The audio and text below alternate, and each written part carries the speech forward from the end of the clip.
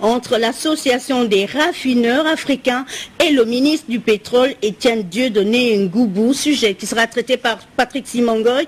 Et puis lancement cette semaine d'une campagne de vaccination gratuite contre la poliomyélite sur toute l'étendue du territoire. L'annonce a été faite par le ministre de la Santé, Fidèle Mengouan, au cours d'un point de presse.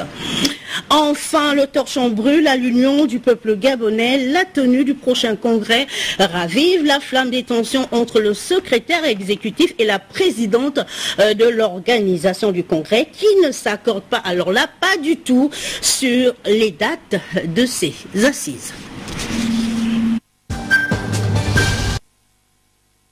Sur Gabon Télévision, d'abord cette audience que le chef de l'État Ali Bongo Ondimba a accordée ce matin au palais présidentiel à une délégation de l'entreprise China Road and Bridge Corporation. La route entre Port-Gentil et Omboué était au centre des discussions. Elda Nelly Kumba Barthelbois, Anissé Sababoubou de la presse présidentielle. China Road and Bridge Corporation, entreprise spécialisée, comme son nom l'indique, dans la construction des routes et des ponts. C'est dans ce cadre qu'ils ont été au cabinet du chef de l'État. Avec lui, il s'est agi de discuter de la construction de la route Port-Gentil-Omboué, dont les travaux ont débuté depuis quelques mois.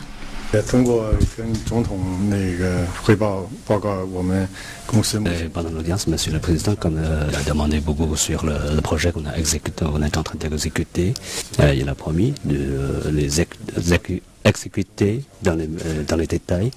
La route, on a déjà commencé, il y a 3 mois, et on a déjà embauché à peu près une cinquantaine d'ouvriers locaux.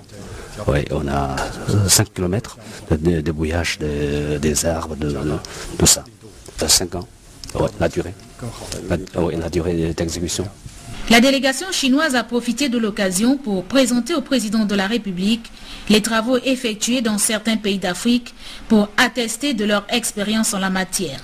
Sous cet angle, l'entreprise pourrait se présenter comme partenaire idéal pour notre pays qui, depuis 4 ans, a engagé une construction à grande échelle des infrastructures routières. Le premier titre de ce journal concerne cette séance de travail qui a eu lieu ce matin au ministère du pétrole avec le ministre de tutelle Étienne Dieudonné Ngoubou, les membres du comité exécutif de l'ARA, l'association des raffineurs africains, ont planché sur les stratégies d'investissement dans les secteurs de raffinage et de la distribution. Le point avec Patrick Simangoy et Victor Mundunga.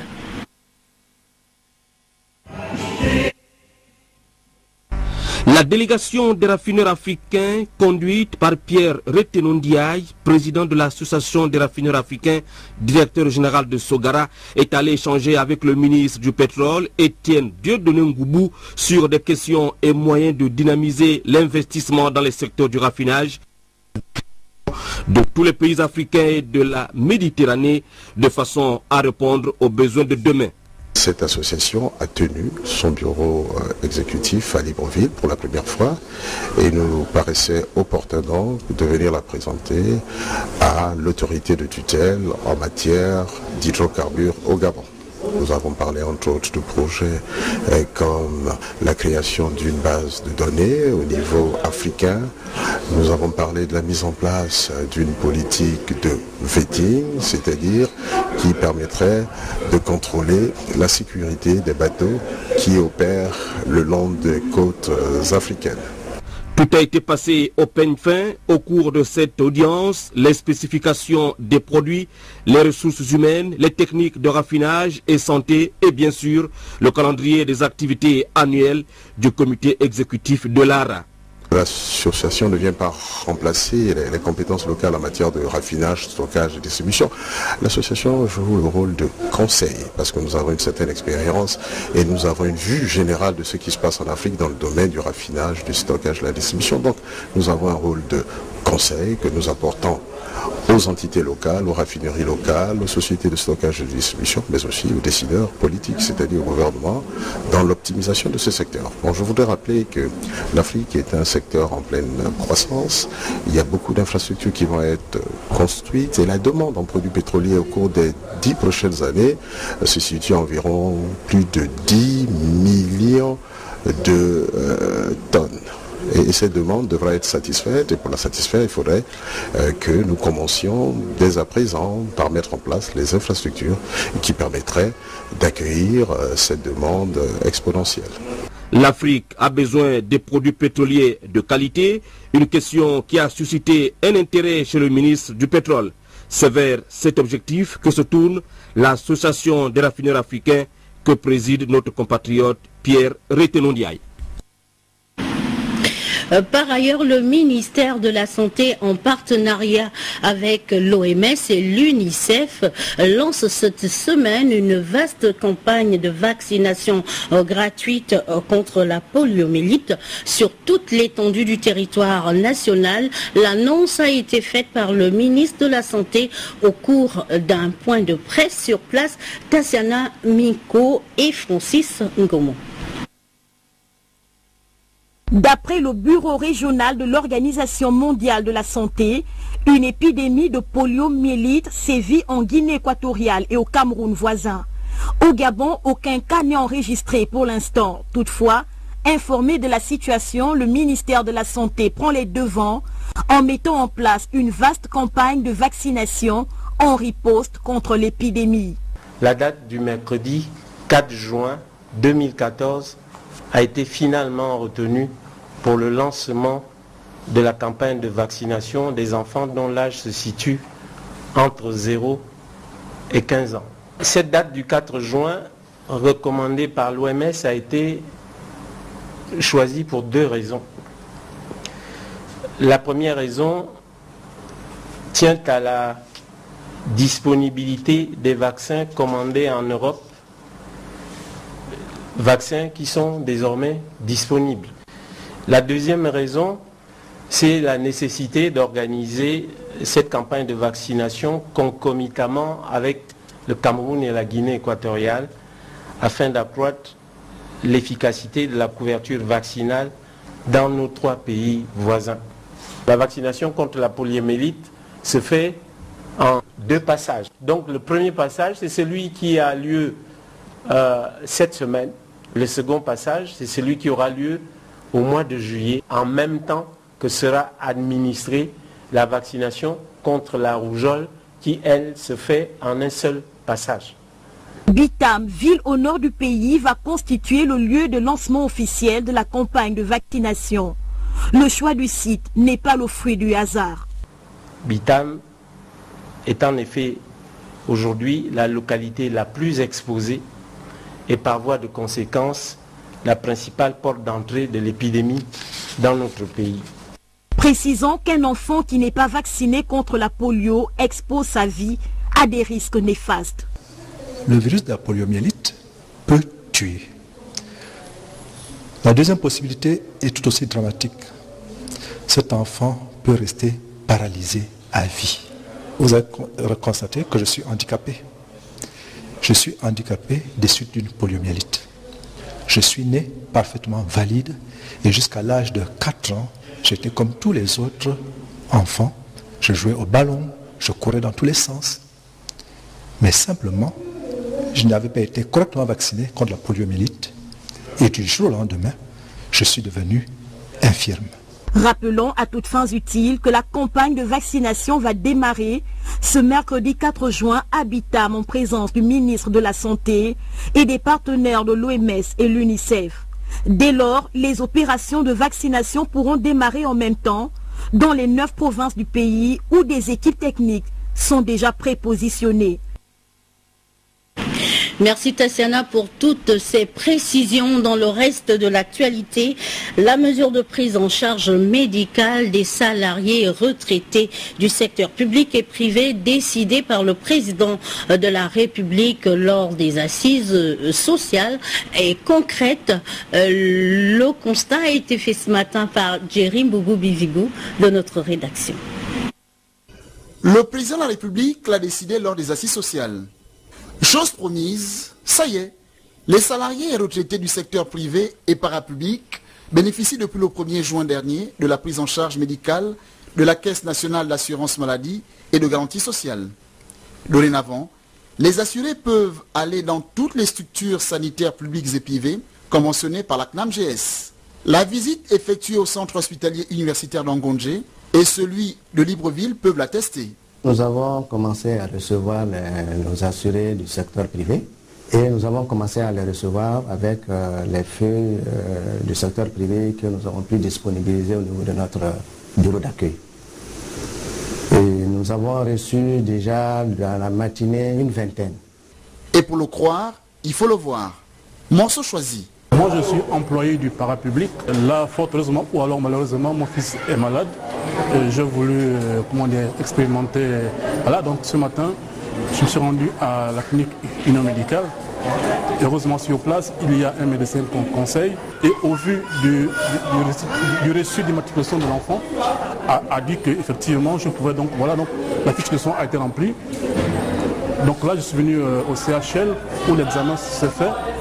Les deux boîtes de Fluidex me revenaient à 11 ou 12 000 francs.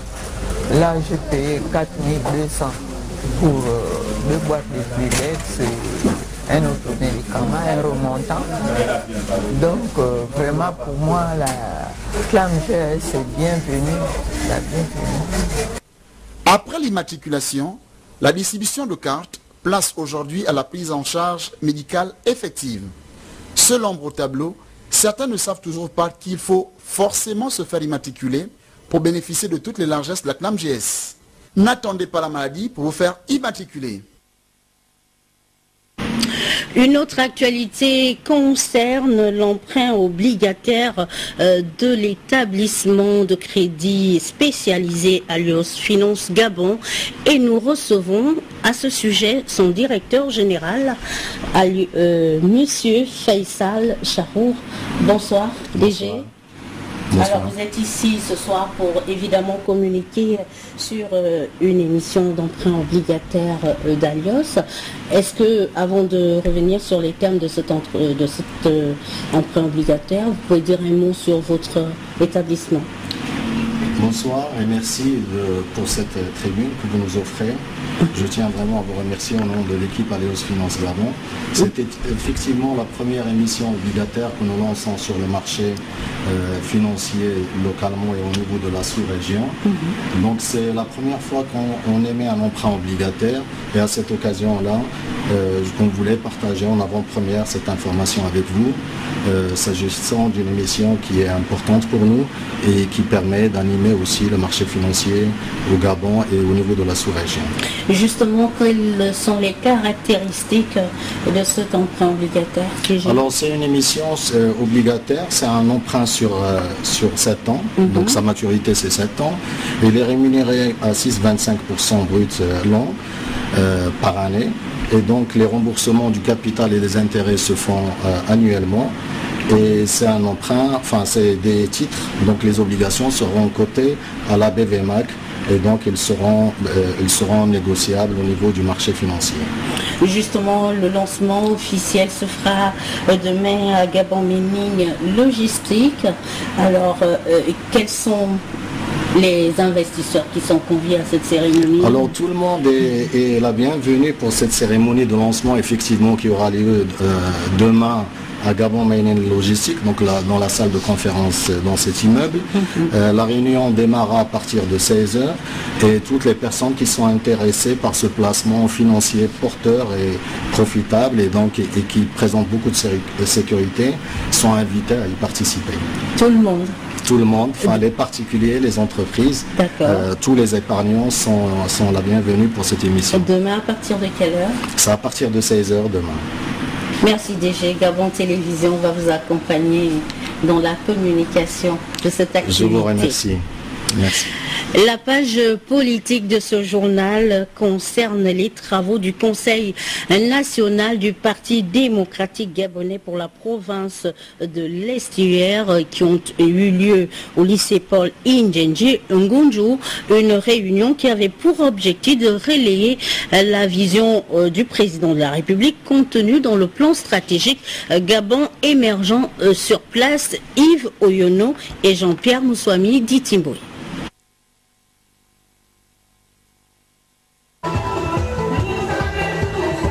Conseil provincial du Parti démocratique gabonais dans la province de l'Estuaire. Les volontaires, à l'œuvre de construction nationale d'Ali Bongo Ondimba, sont venus pousser la réflexion sur deux préoccupations majeures. Comment contribuer à l'accélération des réformes initiées à la tête de l'État par Ali Bongo Ondimba, mais surtout comment redynamiser le parti dans l'Estuaire pour un développement plus accru. Ce n'est pas seulement la province de l'Estuaire, c'est pratiquement tout le Gabon qui lui demande de se porter candidat afin qu'il puisse parachever l'œuvre accomplie depuis 2009. Cadres, militants et sympathisants ont su faire de ce rendez-vous un grand moment d'échange franc et de profonde réflexion. Aussi loin que remontent nos souvenirs, c'est la première fois qu'un tel événement réunit les cadres de notre province. La présente occasion nous offre donc des moments intenses d'amitié et de fraternité. Des moments opportuns pour parler de notre parti et de la politique menée en notre nom par le distingué camarade président Ali Bongo Ondimba. Léandre Zué, Guy Christian Mengoan, Vincent de Paul Ngonjou, Dodo Bongenza et bien d'autres hiérarques ont su centrer les débats sur l'essentiel, le relais de la vision politique de leurs distingués camarades. L'instance se réunit pour débattre des questions d'intérêt provincial. Ainsi, à l'instar de province, les présentes assises qui interviennent dans le cadre des recommandations émises lors du Conseil national de Libreville ont pour objectif de relayer globalement la vision politique du chef de l'État contenue dans le plan stratégique Gabon émergent et l'action du gouvernement afin d'en apprécier l'impact au niveau de l'Estuaire. Pour tous, le raffermissement de la base s'impose en vue des échéances à venir, celle de 2016. Dans le même registre, ce déjeuner de presse organisé par le président de l'Union démocratique sociale, Hervé Ossamane Onouvier, est revenu longuement sur les mobiles de son retour sur la scène politique sur place. Paul Insiaki et Jean-Pierre Moussoami d'Itimboui. Ce déjeuner de presse a été l'occasion pour le président de l'Union démocratique et sociale UDS d'annoncer son retour sur la scène politique nationale, après plusieurs années d'hibernation. En 5 ans, j'ai décidé de me mettre en réserve de la République et au cours de cette hibernation politique, j'ai écouté les pleurs, les lamentations de mes concitoyens, j'ai été interpellé par certains concitoyens et la situation politique, économique et sociale du moment me commande aujourd'hui de reprendre la parole. Devant les hommes des médias, le président de cette formation politique qui se réclame du centre a clairement décliné les raisons qui l'ont poussé à revenir. Il y a quelques mois, le président de la République, Ali Bongo Ondimba, a proposé à l'ensemble de la classe politique un pacte social. Nous, au niveau de l'Union démocratique et sociale, nous pensons que c'est une bonne chose.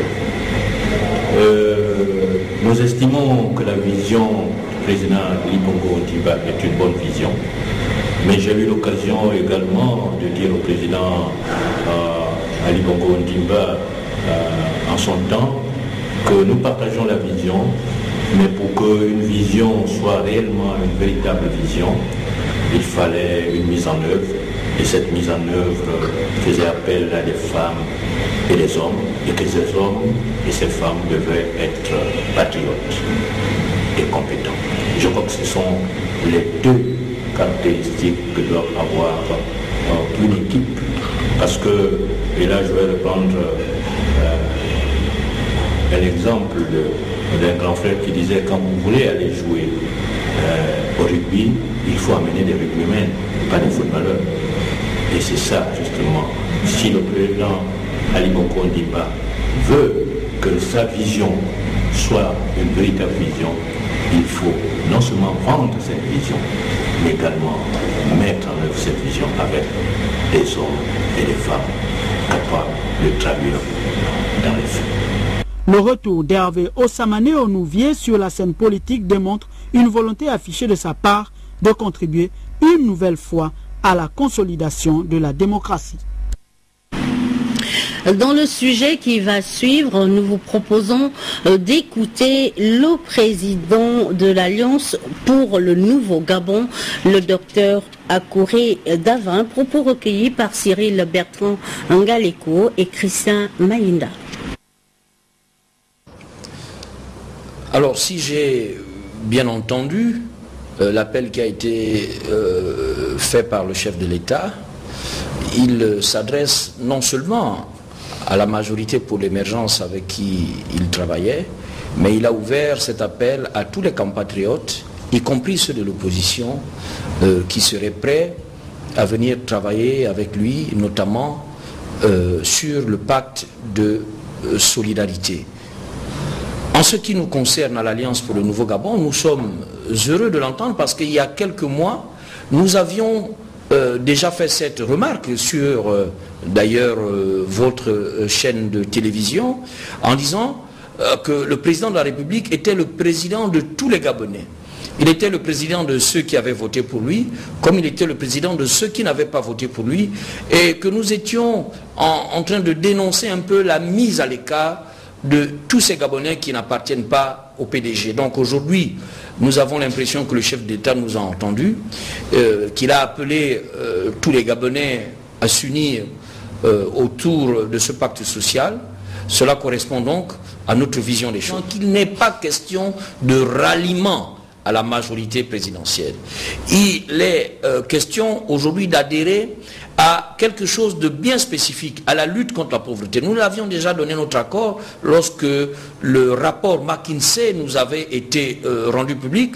Nous avons dit au président de la République que nous ne pouvons pas être contre un programme qui va s'atteler à réduire les difficultés quotidiennes des Gabonais.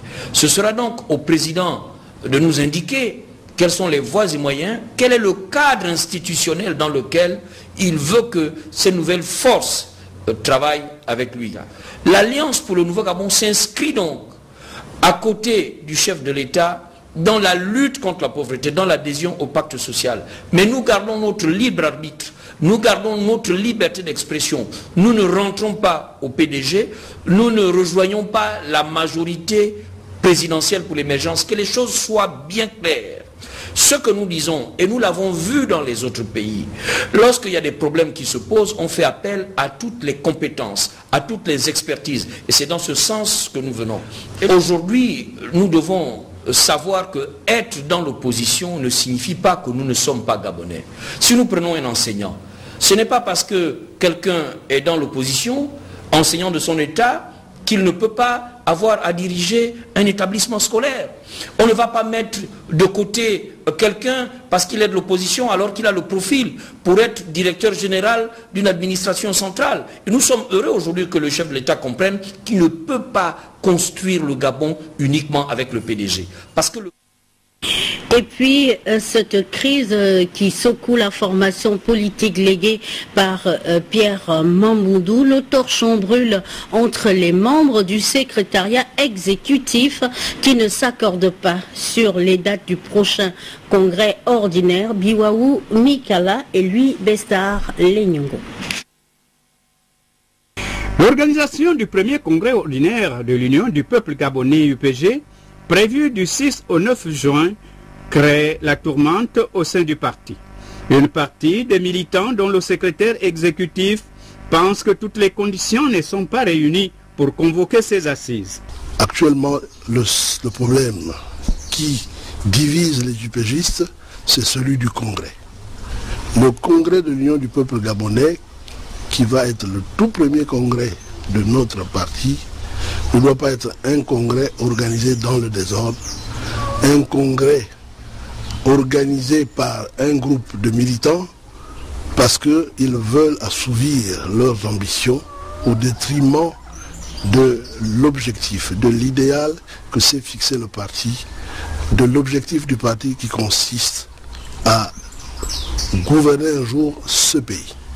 Le secrétaire général, présidente de l'organisation du congrès, balaie du revers de la main cet argument. Le secrétaire exécutif lui-même, le 14 juillet 2013, avait annoncé à la population qu'il organiserait un congrès le 15 octobre 2013.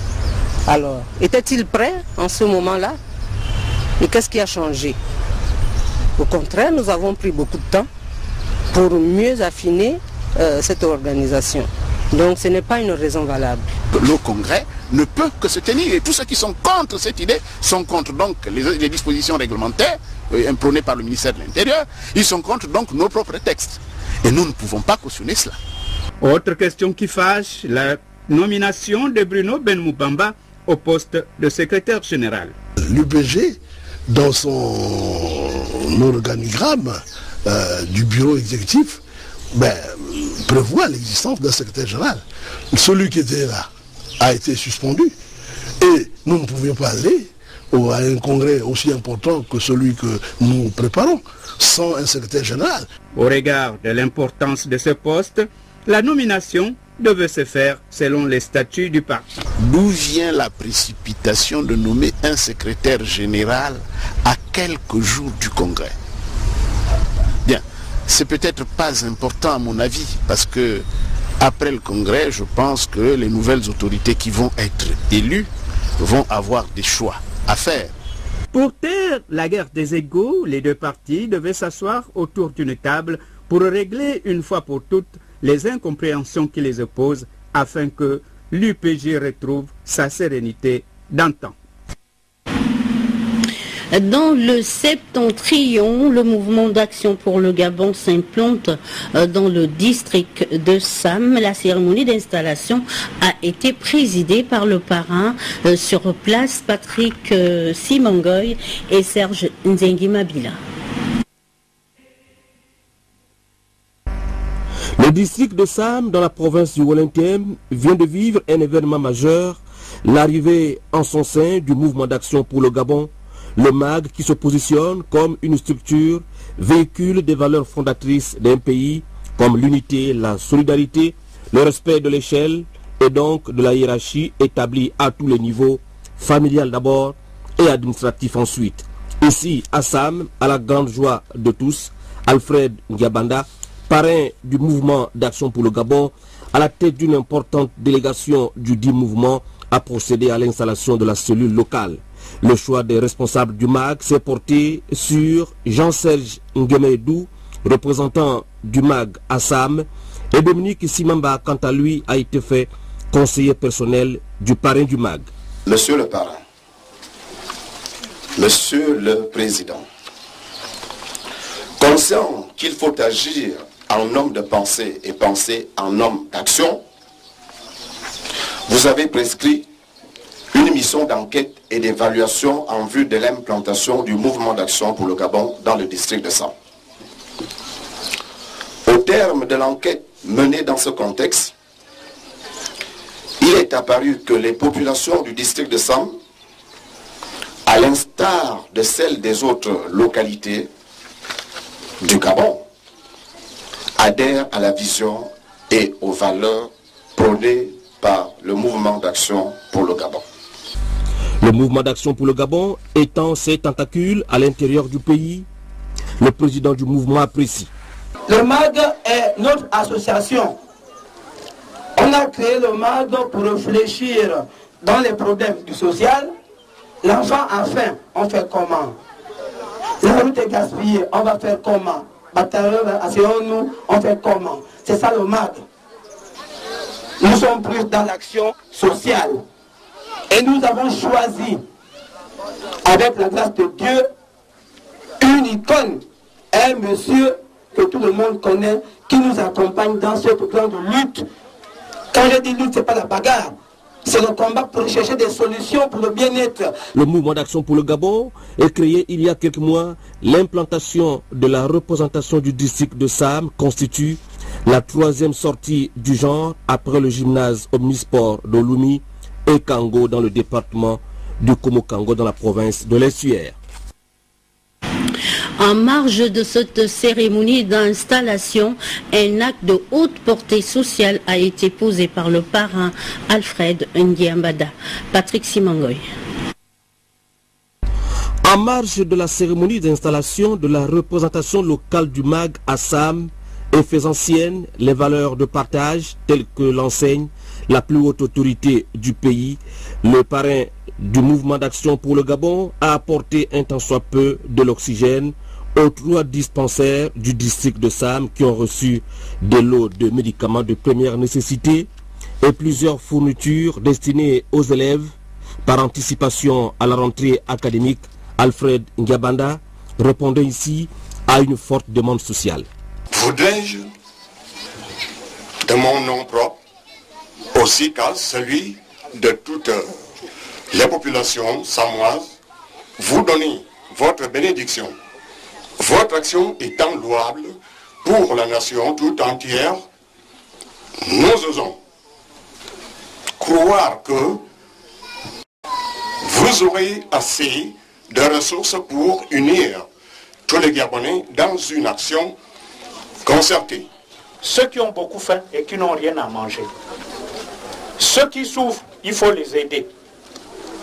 C'est pour cela, dans cette solidarité, il y a 2 choses. Il y a d'abord l'école.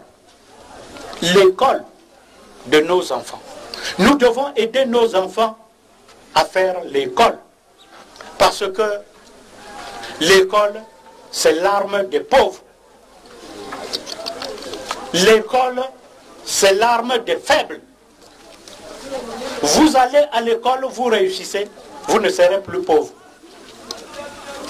Vous ne serez plus faible. C'est pour cela, en venant, le MAG a amené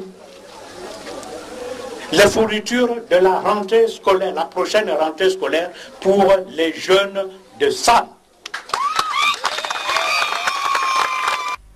Le mouvement d'action pour le Gabon se veut donc une alternative pour contribuer efficacement au développement du pays. Vous les jeunes, vous qui êtes mes enfants, vous qui êtes mes petits frères, vous mes petites sœurs, nous devons apprendre à respecter nos vieux.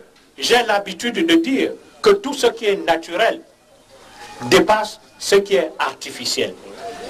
Ce qui est naturel, c'est ce Gabon qui nous appartient à nous tous. Il n'y a pas de Gabonais supérieurs aux autres. Alors, ce qui est artificiel, ben c'est ça. Les gens se tuent pour ça. Tu manges, donne à l'autre. Arrêtons de nous tuer, de nous quereller pour les artifices de la vie. Nous sommes un. C'est d'abord le Gabon. L'adhésion des populations de Sam à l'action du MAG est sans réserve. Le contact permanent entre le MAG et les Samois a été vivement souhaité. Les actions que vient de poser le mouvement d'action pour le Gabon dans le district de Sam suffisent pour fédérer davantage les populations autour des objectifs poursuivis par le mouvement. Ces instants inoubliables sont désormais gravés dans les annales de l'histoire du jeune district de Sam. Un autre centre d'intérêt concerne ce soir la cagnotte de 200 millions de francs CFA mise en jeu par le PMG. Et pour en parler, nous recevons le directeur général adjoint, M. Étienne Mabenda. Bonsoir. Bonsoir. C'est pas arrivé depuis 2012. Qu'est-ce qui s'est passé? Oui, effectivement, depuis 2012, le Gabon n'avait plus jamais eu la possibilité d'avoir une cagnotte au-delà de 200 millions de francs CFA. Et voici une opportunité qui vient en peine d'arriver. Simplement parce que depuis le milieu du mois d'avril jusqu'à maintenant, il n'y a pas eu de gagnants dans l'ordre du Quintet Plus en ce qui concerne les courses du mardi. Donc le cumul des différents montants qui devaient être reversés aux gagnants dans l'ordre ont formé une cagnotte qui aujourd'hui est arrivée à 200 millions de francs CFA. Alors, quelles dispositions concrètes avez-vous prises pour cette opération, pour qu'elle atteigne des résultats escomptés? Oui, nous avons pris pour un événement exceptionnel, nous avons aussi mis en place une opération exceptionnelle en recrutant près de 400 jeunes Gabonais à Libreville, à Port-Gentil, dans toutes les provinces, souvent au cours de chevaux, qui ont travaillé depuis le matin, ils ont fait une action marketing en distribuant les flyers, les prospectus et les programmes auprès de la population qui ne pourront pas se rapprocher des kiosques PMUG. Et aujourd'hui, je pense que pour demain, étant donné que les kiosques vont s'ouvrir à partir de 7h30 et se formeront très tôt, pas 11h45, il sera important pour la population qui nous suit de se retrouver massivement devant les kiosques PMG dès demain matin pour valider leur jeu. 200 millions, ça fait réfléchir, hein. C'est le directeur général au niveau de la sécurité. Comment ça va se passer au niveau des kiosques, puisque les gens vont venir nombreux? C'est vrai, ça fait rêver, les gens viendront nombreux, mais vous savez, aujourd'hui, nous avons atteint un degré de confiance que ce sont eux-mêmes les clients qui forment la sécurité des kiosques PMG. Et généralement, nos délégués commerciaux sont avertis là-dessus et ils sont très bien accompagnés par les clients même, parce qu'ils savent que si les carnets n'arrivent pas à mon port au niveau de l'agence PMG, les jeux ne seront pas pris en compte. Donc il est souvent important aux turfistes d'être devant les délégués et de le suivre jusqu'à ce que les carnets viennent à mon port. Alors si personne ne gagne? Si personne ne gagne, rassurez-vous, cette cagnotte ira au-delà de 250 millions, peut-être à 300 millions de francs CFA mardi prochain. Et nous avons aussi mis en place une disposition pour permettre aux parieurs, surtout au secteur responsable de la République, qui ne peut pas effectuer le déplacement, aller vers un kiosque. Nous avons mis en place un système du PMI mobile. Vous appelez un numéro de téléphone pour ceux qui veulent jouer au-delà de 50 000 francs CFA. Dans les bureaux? Oui, une équipe commerciale se déplace et vient vers vous pour valider vos jeux. Donc les deux numéros mobiles sont, je peux? Bien sûr. C'est le 02 51 20 20 ou 02 51 21 21. Vous téléphonez et rapidement, une équipe commerciale viendra vers vous pour valider vos jeux. Pour ceux qui veulent jouer au-delà de 50 millions de francs CFA. De 50 000 francs CFA. DG, peut-être un petit tuyau avant de nous séparer? Oui. Si je veux jouer demain. Si vous voulez jouer demain, je vous conseillerais, étant donné que la course, il y a 16 partants, et ça va se dérouler sur l'hippodrome de Longchamp. Et généralement, sur l'hippodrome de Longchamp, la technique qu'il faut adopter, c'est de jouer les petits numéros de place à la carte. Donc pour l'instant, je m'arrêterai là, mais par contre, il faut donner des numéros. Seuls nos conseillers de la clientèle, qui sont les délégués commerciaux, pourront facilement vous donner des captures pour pouvoir jouer. Et je souhaite bonne chance à tout le monde, à ceux qui nous suivent en ce moment, et de pouvoir profiter, parce que ça n'arrive pas souvent. Le Gabon, c'est l'un des pays les plus rares où on a souvent des cagnottes qui atteignent au-delà de 200 millions de francs CFA en Afrique, et ça je suis sûr de le dire. En 2004, nous avons enregistré le plus gros gagnant de l'Afrique avec 204 millions de francs CFA. C'était un gagnant de Port-Gentil, et aujourd'hui, à qui le tour, ça va demain. Donc tentez vos chances, jouez même vos dates de naissance, les dates de naissance de vos enfants. La chance appartient à tout le monde. Merci DG pour toutes ces précisions. Et DG, ce soir, nous célébrons nos braves mamans de la chorale colonne de feu de l'église Notre-Dame du Rosaire à Ovendo, qui ont partagé des moments d'intense bonheur avec leur sœur Paulette Lenyongo sur place, Paulin Siaki et Jean de Dieu Mambundo. C'est une fête des mères marquée sous le signe du pardon, de l'amour et de la bénédiction divine pour les femmes d'Ovendo. Les membres de la chorale colonne de feu de Notre-Dame du Rosaire, située au Ponomba, ont décidé pour cette édition 2014 célébrer cette fête dédiée par les instances internationales autour de la marraine Paulette Lenyongo. Elles ont remis pour ce faire ces instants au Dieu créateur. La prêche du curé Père Léon Paul sera un des instants mémorables. Le rendez-vous a été pris par ces dernières pour l'année prochaine. Et puis, conformément à la décision numéro 367, la directrice des zones académiques de la province de l'Estuaire porte à la connaissance des parents et candidats de sa circonscription administrative que l'examen du diplôme de technicien supérieur aura lieu du 3 au 16 juin 2014 selon le calendrier ci-après. Du 3 au 7 juin 2014, épreuve orale au centre de formation et de perfectionnement professionnel Basile Ondimba.